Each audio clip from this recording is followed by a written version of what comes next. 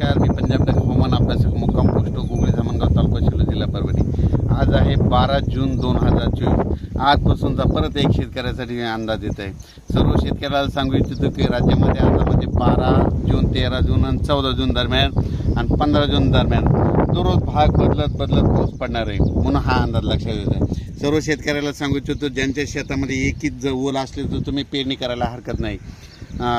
पेरणी करण्यासाठी चांगलं पोषक वातावरण, म्हणून हा अंदाज लक्षात घ्यायचा। आणि परत एक शेतकऱ्याला सांगतो की म्हणजे आता सध्या खंड वगैरे काही नाही, उगं घाबरू नका। काय होणार आहे, राज्यात पाऊस पडणार आहे, 20-22 जूनपर्यंत पाऊस पडणार आहे। आज या तालुक्यात पडणार आहे, उद्या दुसऱ्या तालुक्यात पडणार आहे, म्हणून हा अंदाज लक्षात घ्यायचा। सर्व शेतकऱ्याला सांगितलं की राज्यामध्ये फक्त 15, 16 आणि 17 जून दरम्यान थोडी उघाड राहणार आहे, पण विदर्भात मात्र पाऊस पडणार आहे, म्हणून हा अंदाज लक्षात घ्यायचा। एकंदरीत राज्यात परिस्थिती बघितली तर राज्यामध्ये पश्चिम महाराष्ट्र,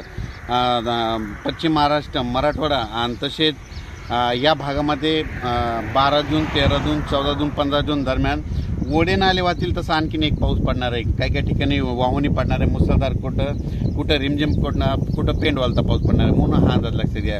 विदर्भातल्या सर्व शेतकऱ्यांसाठी आनंदाची बातमी, विदर्भामध्ये आज म्हणजे 12 जूनपासून आज विदर्भामध्ये बऱ्याच ठिकाणी पावसाला सुरुवात होणार आहे आणि त्याच्यानंतर विदर्भामध्ये देखील पाऊस वाढत जाणार आहे आणि विदर्भाची शेतकऱ्याची पेरणी देखील ह्या 20 तारखेपर्यंत सुरू होणार आहे, म्हणून ही विदर्भात शेतकऱ्याची आनंदाची बातमी।